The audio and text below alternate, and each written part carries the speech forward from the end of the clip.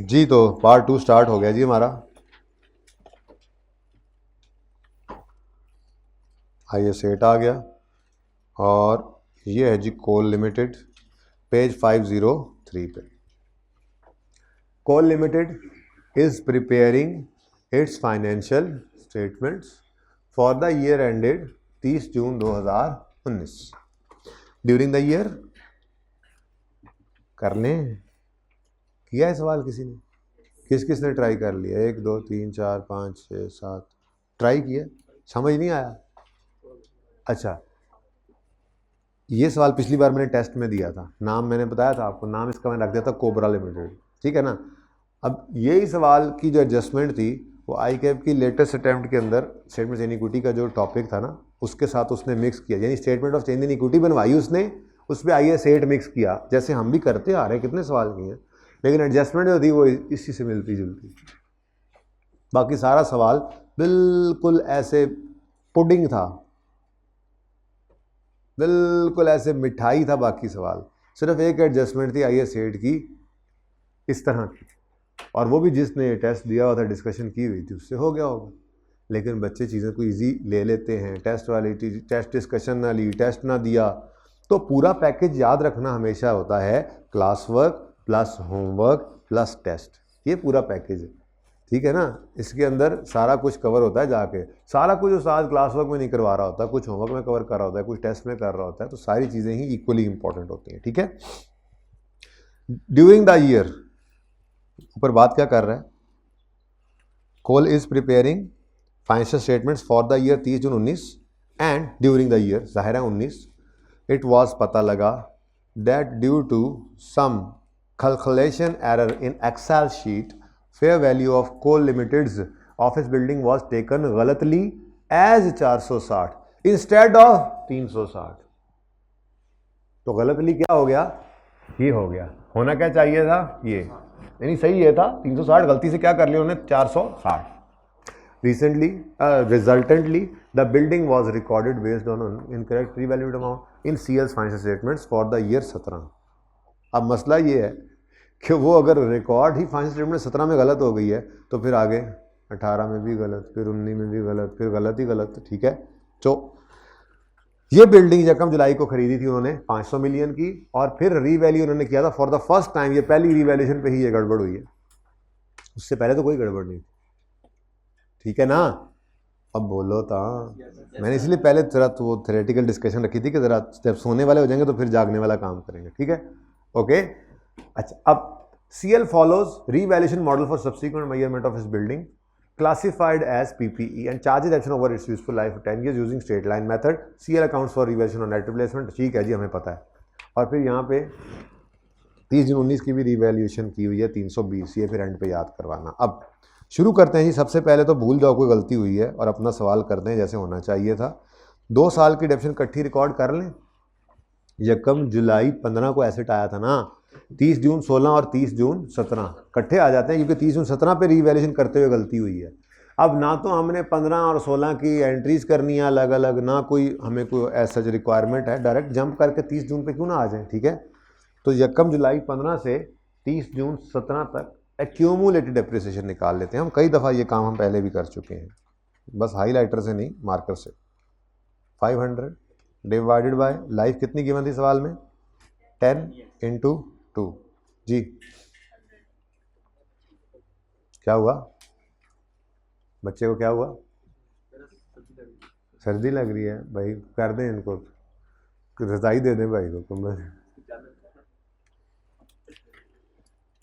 AC वाली train हो या जहाज़ हो तो वो क्या करते हैं फिर, जिसको ठंड लगे वो सारा एसी थोड़ी बंद कर देते हैं, कहते हैं पान कंबल ले लो, वो चादर वो ऊपर रजिस्टर करने लगा है, बस कर दें थोड़ा, 26 पे कर दें। अच्छा जी, 30 जून 17 पर, 30 जून 17 पर ये सही है, 360 होना चाहिए था ना, अब बोलो, तो ये सही है, तो हम सही वाला कर रहे हैं अभी। तो रीवैल्यूड अमाउंट एक लाइन छोड़कर लिखते होते हैं भाई, पीछे बुक में ऐसे वर्किंग हुई हुई है या नहीं हुई हुई? अच्छा चले कोई बात नहीं, वो भी कर लेते हैं। रीवैल्यूड अमाउंट बताएं, 360, ओए होए होए, ये तो क्या है, लॉस है। अच्छा, उन्होंने गलती ऐसी की है जिससे उलट हो गया काम, चलो खैर वो तो बाद में देखेंगे।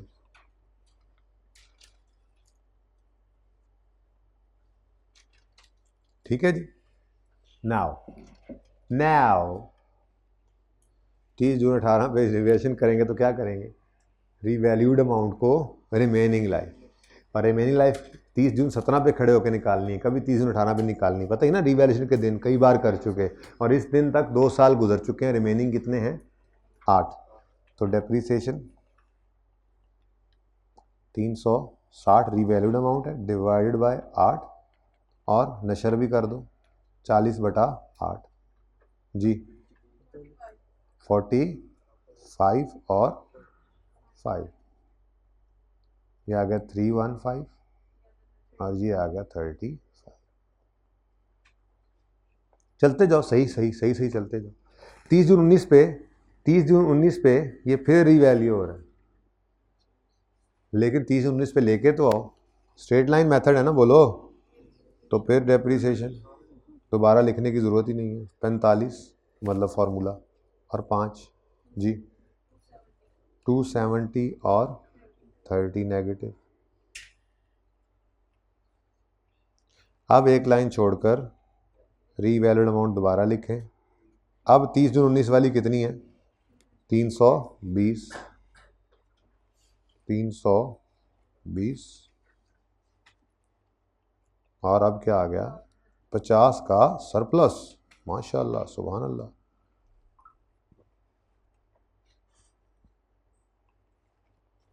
इस सरप्लस ने पहले जाके इस लॉस को रिवर्स किया, और फिर 20 का सरप्लस नजर आने लगा।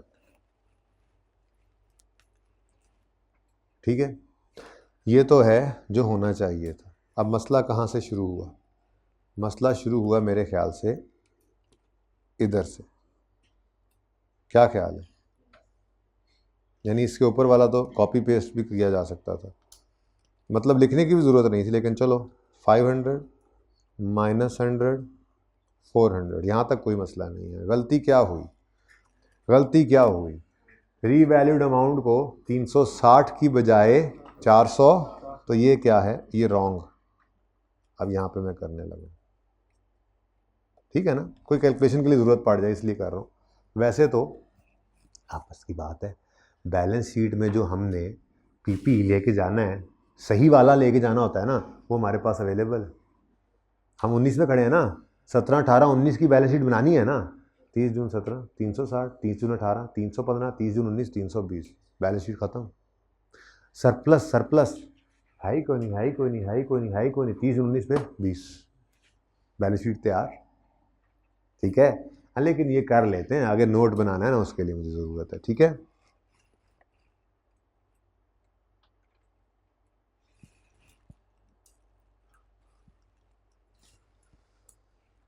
ओके। नाउ 30 जून 2017 पर गलतली क्या ले लिया था, 460, और गलतली क्या रिकॉर्ड कर लिया उन्होंने, गेन गेन था, लॉस, चपेट मारनी है, माफ़ कर दो इन्हें जी, कोई बात नहीं। अब इन्होंने 460 पर, वो कह रहा है ना, कह रहा था अभी 460 पर एसेट गलतली रिकॉर्ड हो गया था, building was recorded based on incorrect revaluation amount in CL's financial statements, तो वो रिकॉर्ड ही गलत अमाउंट पर हो गई, तो अब फिर आगे गलत अमाउंट पर ही डेप्रीशिएट होगी। कैलकुलेटर पे करो, 460/8 हैं, 58 ना कर लें, और इसको 8, और फिर अगले साल भी ऐसे ही चले ये लोग, 58 और 8, ये 344, फिर जनाब 320 पे ये लोग आए होंगे, बोले 24 का इनको लॉस आया होगा, जो लॉस सरप्लस को खा ही नहीं सका होगा, और फिर भी सरप्लस ही बचा पड़ा होगा, कितना 20, ओके। अच्छा, अब मुझे इस रॉन्ग से क्या, देखो अगर मुझे बैलेंस शीट में रॉन्ग फिगर दी होती तो मैं वो रॉन्ग फिगर उठाता, वो क्या होती, बुलेट से वो होती 317 पे 460, यही नज़र आता ना। बोलो, मैं 460 में से माइनस करता 100 जो गलत ऐड हो गया 360 पे आ जाता।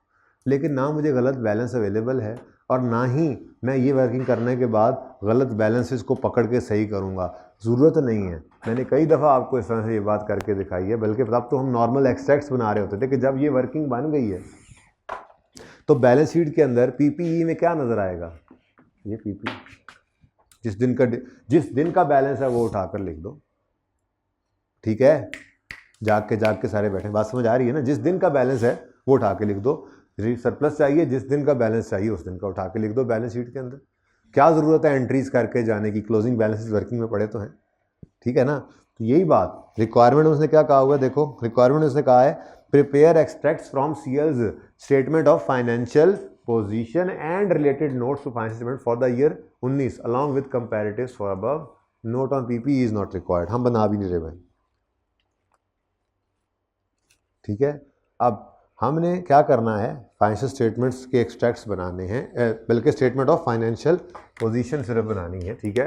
तो अपना काम शुरू करते हैं। CL consolidated statement of financial position extracts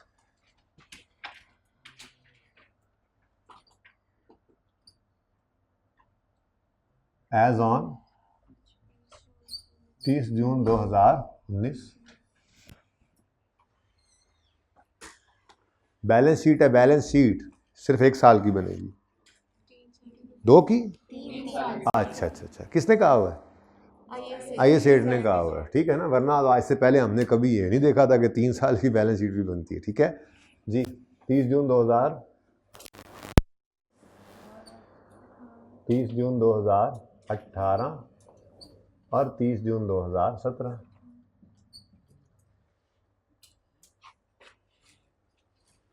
non current assets में प्रॉपर्टी प्लांट एंड इक्विपमेंट लिख लो या बिल्डिंग लिख लो, मार्कर को सही सा नहीं है, चले। और इधर देखो बैलेंस शीट तो तैयार है जी हमारी, इधर देखो 30 जून 17 पर करेक्ट 360 है, 30 जून 18 पर करेक्ट फिगर 315 है, 30 जून 19 पर करेक्ट फिगर 320 है। देखो करेक्शन का मकसद ही क्या होता है, गलत फिगर को ऐसे प्लस माइनस करो कि वो सही हो जाए, तो अल्टीमेटली यही सही होना है ना, तो ये वहाँ पे लिख दो, ठीक है। सही फिगर हमारे पास अवेलेबल है, गलत फिगर भी निकाल सकते थे उसको भी यूज़ करके, लेकिन फजूल में वो मेहनत करके इसी फिगर भी पहुँचना है। तो जब सही फिगर पता लग गई है ये है, ठीक है, तो वो उठाकर लिख लो। वर्किंग नंबर ये 1 है, वर्किंग 1 जी, बोले 360, 315, 320। बस मसला सिर्फ ये है कि ये 17 और 18 यूज़र के पास पहुंच चुका है और उसके अंदर उनको यहाँ 360 नहीं 460 मिला था, उनको यूज़र्स को यहाँ पर 315 नहीं 402 नज़र आ रहा होगा जो उनके पास बैलेंस शीट्स पड़ी हुई हैं। तो हमने उनको क्या कर दिया, चेंज कर दिया, अब रीस्टेट कर दिया ना, चेंज कर दिया। अब ये चेंज की तफसील तो हमने एरर करेक्शन नोट में बतानी है क्या किया हमने, वो वहीं पे देख लेंगे, ठीक है। तो ये रेस्ट पे है और ये भी रेस्ट पे है, रेस्ट लिखते थे ना कभी कभी, 1-2 बार लिखा, ठीक है। नेक्स्ट इक्विटी में रिटेन्ड अर्निंग्स, ये मैंने सुबह वाली क्लास के अंदर हेडिंग नहीं बनाई थी, एनसीए और इक्विटी, उनको अपरीत के बाद बताऊंगा, वैसे बच्चे देख ही लेते होते हैं लेक्चर, एवं ही अपलोड होता है। तो रिटेन्ड अर्निंग्स पता नहीं, मुझे पता ही नहीं पहले कितनी थी कि अब कितनी हो गई हैं, मैं नहीं बता सकता, ठीक है, ओके। लेकिन एक चीज़ तो पता भाई नहीं है ना, बैलेंस नहीं है, गलत बैलेंस बताए तो सही कर लूँ, सारा कुछ हो जाएगा। हाँ, जो इस पर इम्पैक्ट है वो नोट में बता दूंगा, ठीक है। हाँ, इक्विटी का एक आइटम अब मेरे पास है, वो है रिवैल्यूएशन सरप्लस, वो भी मैं वर्किंग 1 से उठाकर यहाँ पे लिख रहा हूँ 20, और यहाँ पे मैं कह रहा हूँ कुछ भी नहीं है, चेक कर लो, आप जो मर्जी करते रहो। सर उसने सरप्लस रिकॉर्ड किया था, वो सब ये वो रिकॉर्ड किया था, रिवर्स हमने कर दिया, करने के बाद ये सब कुछ हुआ है। करेक्टिंग, मैं भी एंट्रीज भी करके दिखाता हूँ, लेकिन मेरा बताने का मकसद सिर्फ ये था बच्चों कि आपके लिए आपको ज़रूरत कोई नहीं थी, आप गलत फिगर उठा के सही करते, आपकी बैलेंस शीट सारी कंप्लीट हो गई। ठीक है, उसके बाद notes to the financial statements for the year ended 30 June 2019। Note वैसे मैंने उस क्लास में उधर बनाया था, चले अल्लाह करेगा पूरा आ जाएगा। 25 नंबर नोट है, एरर करेक्शन नोट या करेक्शन ऑफ एरर, जो भी लिख लिया कर।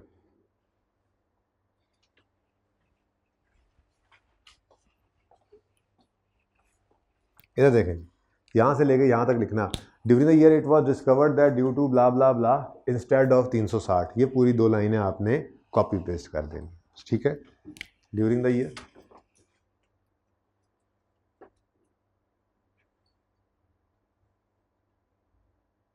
it was discovered that due to some calculation error in Excel sheet, fair value of coal limited office building was taken incorrectly as 460 instead of, मैंने तो सारा लिख भी लिया, ये होती है स्पीड, ये होती है performance.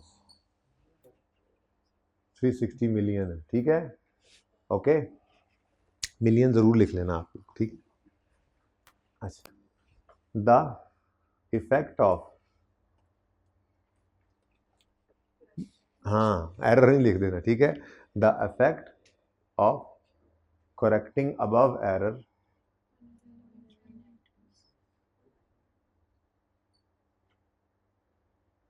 on relevant line items of financial statements is as follows.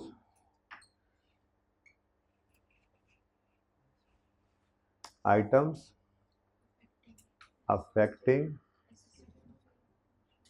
SOCI 19 present करना है?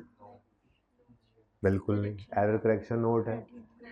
30 जून 18 करेंगे और 30 जून 17 करेंगे। इनकम स्टेटमेंट 17 कहाँ से आया? नहीं करेंगे। ओके, उसके बाद items affecting SOFP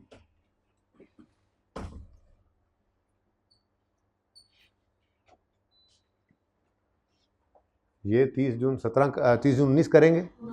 current year error correction में नहीं, चेंज इन पॉलिसी में आता है ये। अगर वो जैसे फ़खर लिमिटेड वाला सवाल था या उस जैसा आपने होमवर्क में किया था, नाम याद नहीं है मुझे अब, उसके अंदर जब फेयर वैल्यू मॉडल से कॉस्ट मॉडल से फेयर वैल्यू मॉडल पे गए थे तो आपने करंट ईयर भी नोट के अंदर प्रेजेंट किया था। ठीक है, किया था नहीं किया था? किया जी। 30 जून 2018 करेंगे, करंट ईयर नहीं करना, पॉलिसी नोट के अंदर करंट ईयर करते हैं। और 30 जून 2017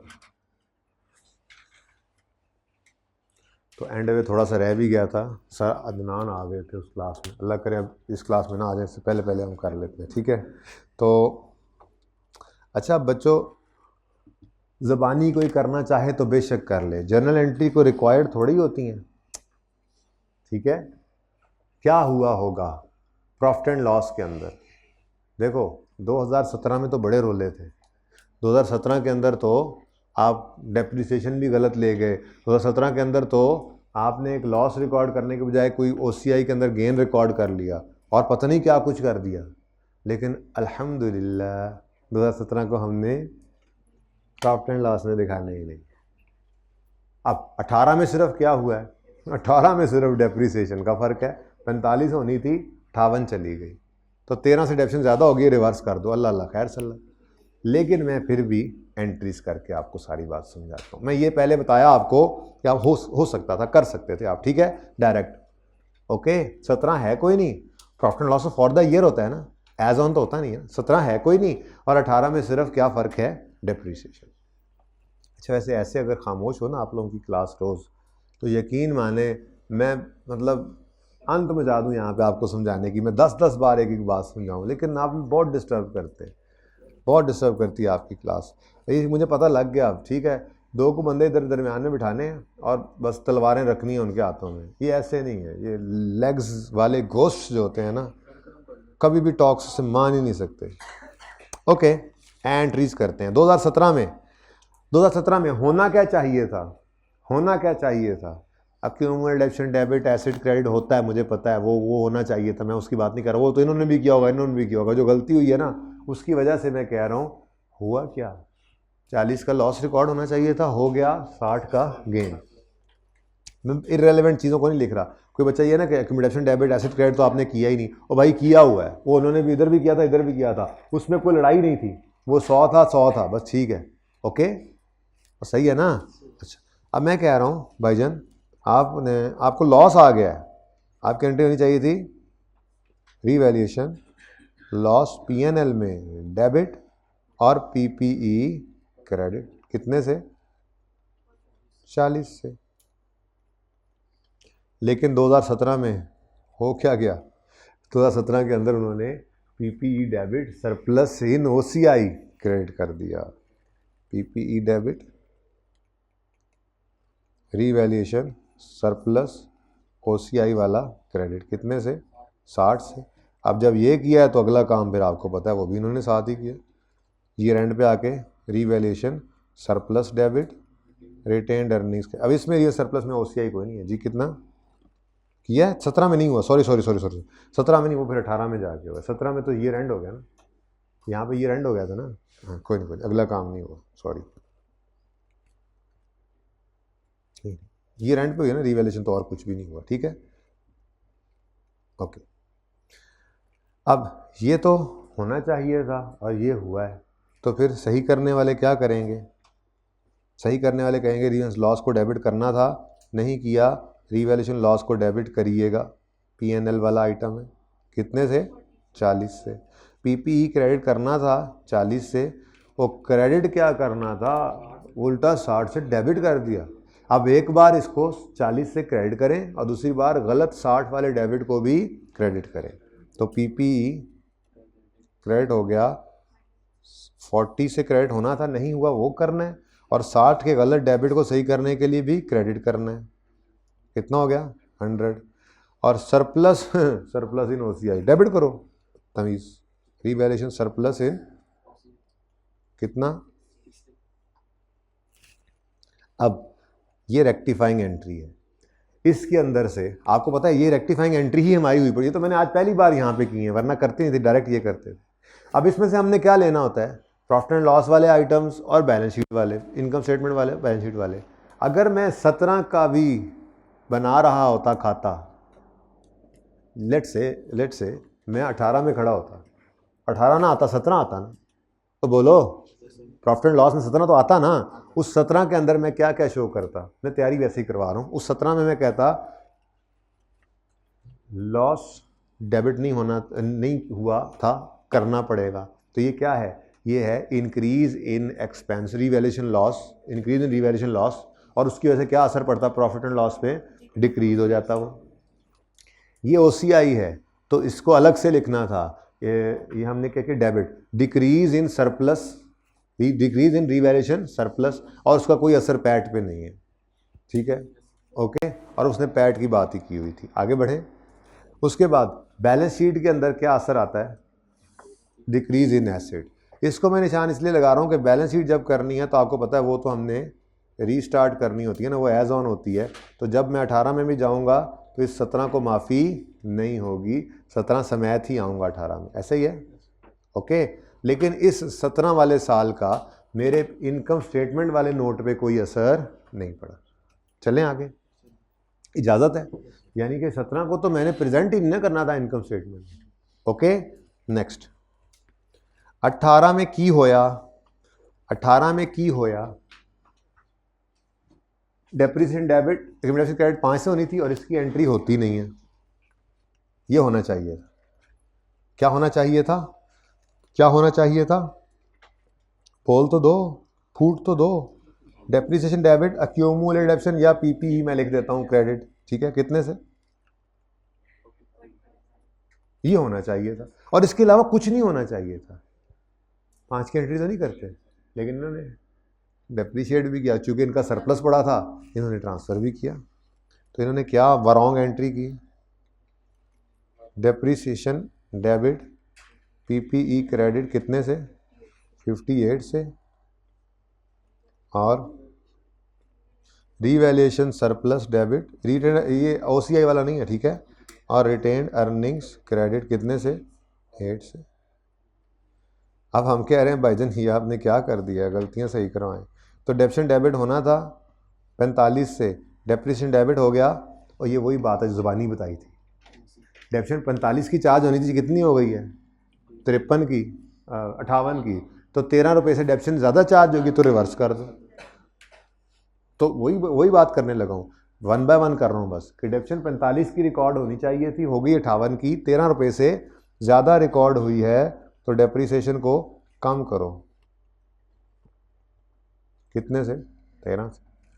और वही बात पीपीई क्रेडिट होना चाहिए था 45 से, हो गया 58 से, सही करने के लिए क्या कर दो, डेबिट कर दो 13 से।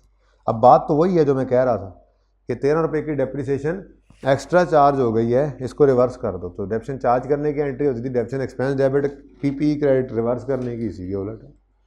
लेकिन बात यहाँ रुक नहीं ना रही, बात यहाँ इसलिए रुक रही कि उन्होंने ट्रांसफ़र भी किया हुआ है कुछ, तो उसको भी सही करते हैं। 3 कहीं नहीं जाता, इधर ही जी। रिटेन्ड अर्निंग्स, उन्होंने रिवन surplus debit retained earnings credit किया, हमने कहा यार सरप्लस ही नहीं है, तुम ट्रांसफ़र कर ही जा रहे हो, वापस करो, रिटेन्ड अर्निंग्स डेबिट करो और रिवैल्यूएशन सरप्लस जी, कितने से, 8। अब अगेन रेक्टिफाइंग एंट्री है, और उसमें ये येलो जो है, ये तो मैं इनकम स्टेटमेंट के वक्त नहीं यूज़ करता होता, ये येलो इनकम स्टेटमेंट के वक्त नहीं, ये येलो इनकम स्टेटमेंट के वक्त नहीं, हमें तो सिर्फ ग्रीन सिग्नल चाहिए था, और वो है ए डिक्रीज इन डेप्रीसिएशन 13 रुपये। तो इतनी सारी बात थी जो मैंने आपको पहले ही बता दी थी, इनकम स्टेटमेंट का तो डायरेक्ट कर लो, लेकिन मैं आपकी तसल्ली के लिए एंट्रीज में आया, ठीक है। तो डिक्रीज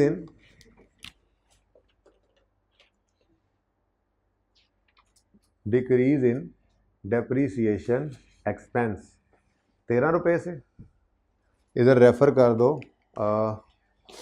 चलो अब इसको वर्किंग 2 कह लो फिर, अगर कहना है तो, अगर आपने अब बनवा ही दिया तो अब इसको कह लो, लेकिन मैं तो ये कह रहा हूँ वर्किंग 2 तो बस यहाँ से, ये रेक्टिफाइंग एंट्री मेरी वर्किंग होती थी ना, अब बोलो, तो ये वर्किंग 2, मैक्सिमम ये करो कि ये वाली वर्किंग कर लो रेक्टिफाइंग, बहरहाल ऐसे ही नोट कर लो, ठीक है। तो वर्किंग नंबर 2 से ये 13 मैंने निकाल लिया हुआ, डन, ठीक है।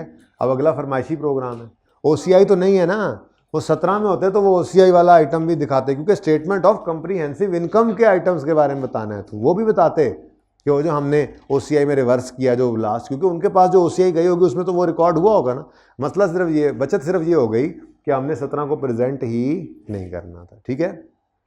अब एक्सपेंस में डिक्रीज आ रहा है तो प्रॉफिट में कौन सा इंक्रीज आ जाएगा, है ना, डायरेक्ट रिलेशन नहीं, अच्छा, पहले दिन वाला रूल आज भी चल रहा है जिस पे आप हंसे थे, एक्सपेंस कम हो तो प्रॉफिट बढ़ेगा।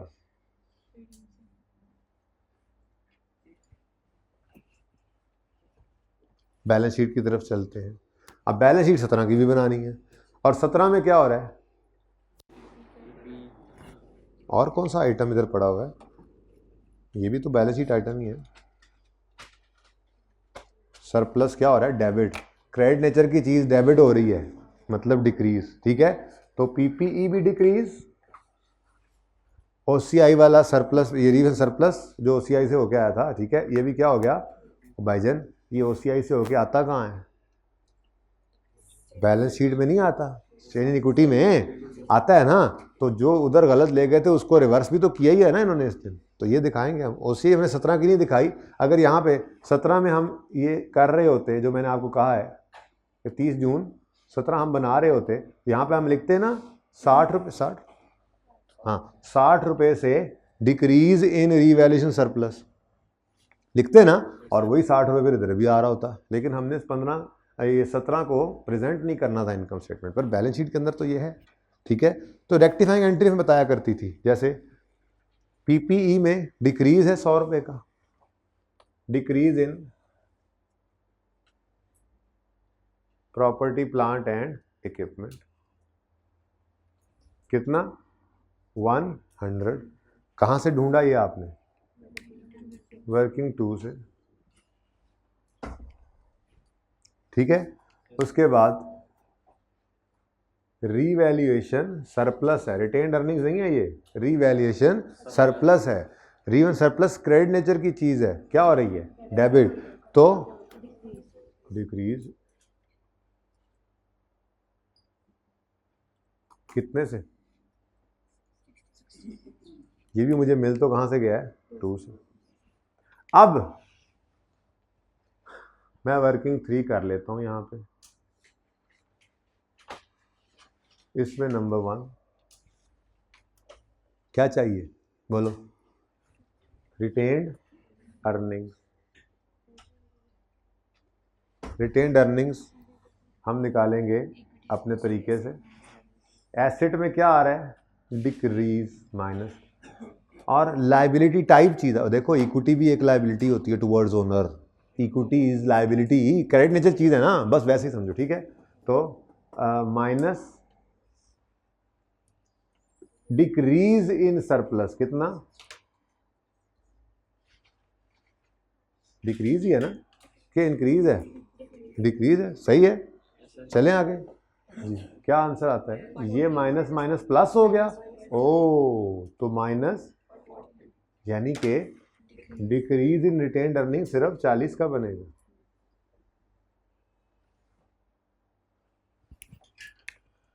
ये 3 का बनना,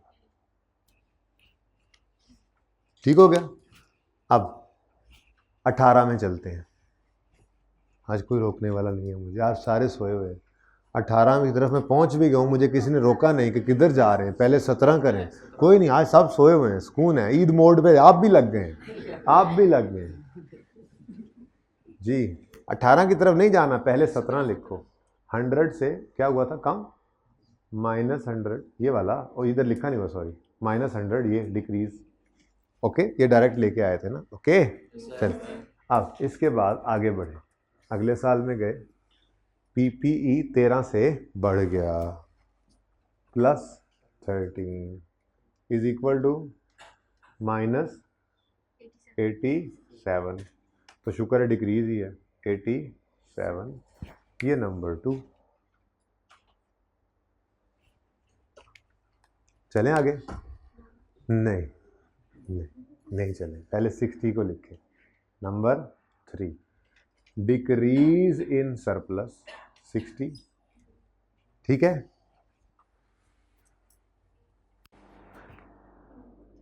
ये क्या है? प्लस, ये क्या हो रहा है? रिटेन्ड अर्निंग्स प्लस हो रही है, कम हो रही है, डेबिट सरप्लस। हाँ, ये क्रेडिट नेचर का है, ये क्या हो रहा है? बढ़ रहा है।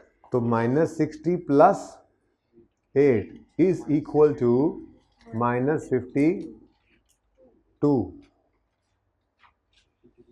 तो डिक्रीज इन सरप्लस 52। अब अगले काम के लिए आपको पता है इन दोनों को ही यूज कर लेंगे। Number 4 equity is equal to, इधर देखो जी, decrease in PPE 87, decrease in revaluation surplus 52, -30 decrease in retain, ठीक है जी। तो ये आपका क्वेश्चन हो गया। ज़िंदगी रही तो अब ईद के बाद आप लोगों से मुलाकात होगी। होमवर्क में पहले आपको लिखवा चुका हूँ। अल्लाह हाफिज़।